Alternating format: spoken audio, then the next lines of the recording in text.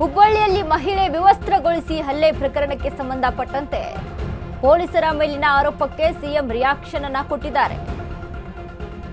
ಮಹಿಳೆಯೇ ವಿವಸ್ತ್ರ ಆಗಿ ಪೊಲೀಸರಿಗೆ ಕಚ್ಚಿದ್ದಾರೆ.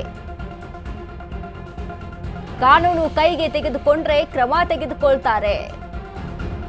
ಸುಜಾತಾ ಬಂಧನ ವೇಳೆ ಮಹಿಳಾ ಪೊಲೀಸರು ಇದ್ರು.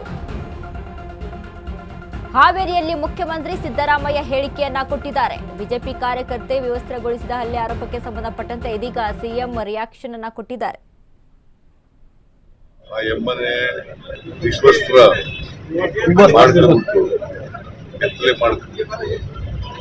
ಪೊಲೀಸ್ನವ್ರ ಮೇಲೆ, ಮಹಿಳಾ ಪೊಲೀಸ್ನವ್ರ ಮೇಲೆ ಕಚ್ಚಿರೋದು ಎಲ್ಲ ಮಾಡಿದ್ದಾರೆ. Very bad. ಪೊಲೀಸ್ನವ್ರು ಅರೆಸ್ಟ್ ಮಾಡಕ್ ಹೋದಾಗ ಹಂಡೆ ಅಯ್ಯಮ್ಮ ಮಾಡಿರ್ತಕ್ಕಂಥದ್ದು. ಅದರಿಂದ ಪೊಲೀಸ್ನವ್ರು ಇರೋದು ಯಾಕೆ, ಅವ್ರ ಮೇಲೆ ಕಂಪ್ಲೇಂಟ್ ಆಗಿದೆ, FIR ಆಗಿದೆ. ಅವ್ರನ್ನ ಅರೆಸ್ಟ್ ಮಾಡಕ್ ಹೋದಾಗ, ವಿಚಾರಣೆ ಮಾಡಕ್ ಹೋದಾಗ